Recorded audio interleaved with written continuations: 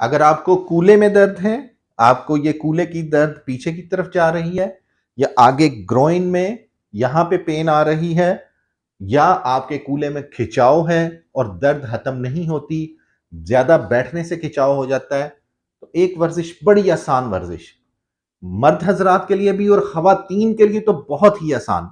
इस वर्जिश के करने से आपका खिंचाव खत्म हो जाएगा और कूल्हे की दर्द खत्म हो जाएगी। आपने सीधा बिल्कुल खड़े हो जाना है, एक हाथ से आपने सपोर्ट ले लेनी है, अपनी टांग को आपने इस तरह सर्कल की शेप में घुमाना है।